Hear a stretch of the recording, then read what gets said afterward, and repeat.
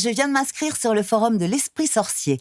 Ça veut dire que Fred peut me parler? Oui, Fred et son équipe connaissent maintenant ton adresse mail. Alors, attention aux informations que tu donnes sur Internet, car cette adresse, c'est ce qu'on appelle une donnée personnelle, c'est-à-dire une information qui te concerne. Les données personnelles, c'est donc ton adresse mail, mais aussi ta date de naissance, ton adresse postale, ton numéro de téléphone ou ta photo de profil. Bref, tout ce qui peut permettre de remonter jusqu'à toi. D'accord, mais toutes ces données, elles sont sur mon ordi ou ma tablette. Je peux donc les effacer quand je veux, non? Pas du tout, elles voyagent. Lorsque tu navigues sur des sites web ou que tu utilises des applications connectées sur ton smartphone, tes données sont transmises à des serveurs web ou des services informatiques du réseau Internet.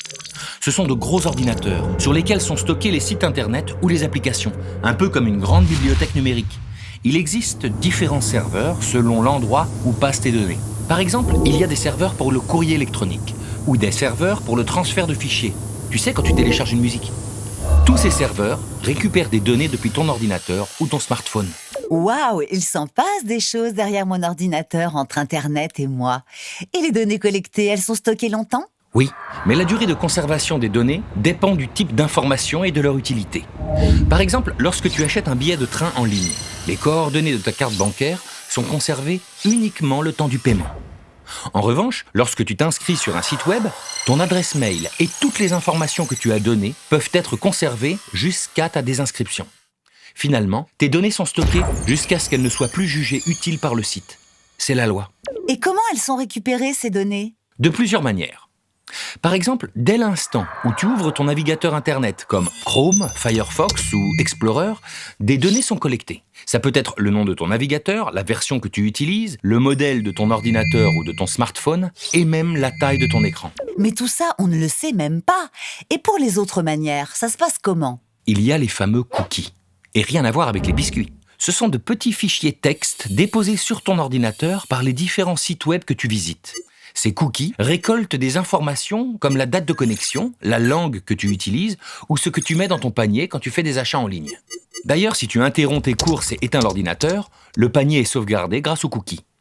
Quand tu retournes quelques jours plus tard sur le site de vente en ligne, le panier est toujours rempli sans que tu l'aies enregistré. C'est la magie des cookies. Ah oui, je vois. Parfois, il y a même un message qui s'affiche sur les sites web et qu'on doit accepter pour autoriser les cookies. Exactement. Et mis à part les cookies, bien souvent, nous donnons nous-mêmes notre accord à la collecte de données. C'est le cas lorsque tu t'inscris sur un site web. Tu sais, les fameuses conditions d'utilisation, ces textes interminables qu'on est censé lire et qu'on accepte souvent sans même y faire attention. Eh bien, en fait, ils permettent aux entreprises de récupérer tes données en toute légalité. D'accord, mais toutes ces données, alors, elles servent à quoi? Par exemple, quand tu regardes des vidéos en ligne, cela permet au site de te recommander d'autres vidéos qui pourraient t'intéresser. Mais ces informations se vendent aussi à des entreprises.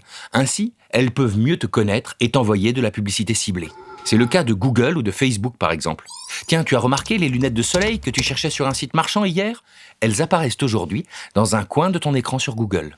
Mince alors, pas facile d'être incognito sur Internet. Et comment faire si mes données sont utilisées par de mauvaises personnes? Rassure-toi, la petite voix. La loi oblige ceux qui collectent des données personnelles à prendre toutes les précautions pour les protéger et empêcher que d'autres personnes y aient accès. Mais bien entendu, le risque zéro n'existe pas.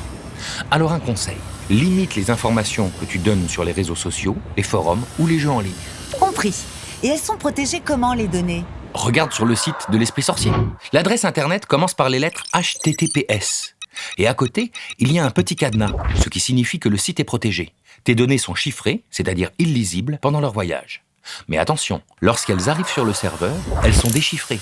Si le serveur est mal sécurisé, il pourrait y avoir des risques de piratage. Ok, la prochaine fois que je vais sur Internet, je réfléchirai à 2 fois avant de partager mes données.